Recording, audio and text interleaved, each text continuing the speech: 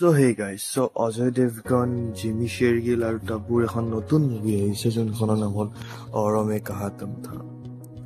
তো মুভিখনৰ ট্ৰেইলাৰটো মই চালো বৰ্তমান আৰু কাহিনীটো এনেকুৱা ধৰণৰ যে অজয় দেৱগনে টাবুক ভাল পাইছিলে। তেওঁলোক দুজন প্ৰেমিক প্ৰেমিকা আছিলে 22 বছৰ আগত, কিন্তু তাৰ পিছত কিবা হোৱাৰ কাৰণে মানে অজয় দেৱগনে বোলে দুজনৰ মাৰ্ডাৰ কৰি দিলে আৰু সেইটো হোৱাৰ কাৰণে তেওঁ জেলত যাব লগা হ'ল আৰু তেওঁ জেলৰ পৰা ওলাই আছে 22 বছৰ পিছত।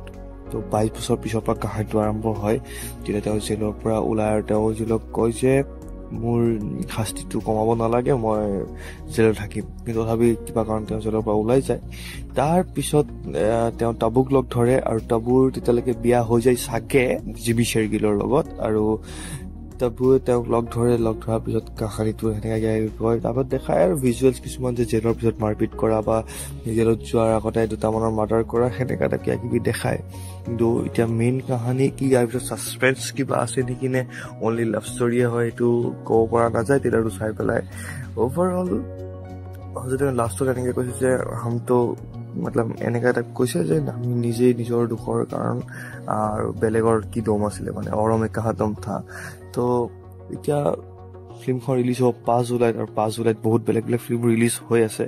এতিয়া সেইবোৰ পিছতহে গম পাম যে মুভিখন কেনেকুৱা হ'ব, চিনেমাখন চোৱাৰ পিছতহে গম পাম। কিন্তু একশ্যনটো জেলৰ ভিতৰত অলপ চব দেখা পোৱা গৈছে, ইমান এটা নহয়।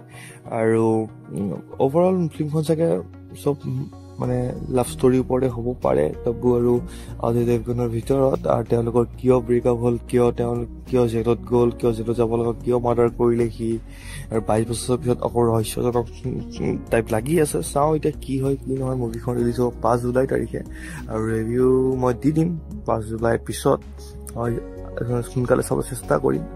আৰু আপোনালোকে ট্ৰেইলাৰটো চাইছে নাই কমেণ্টত ক'ব।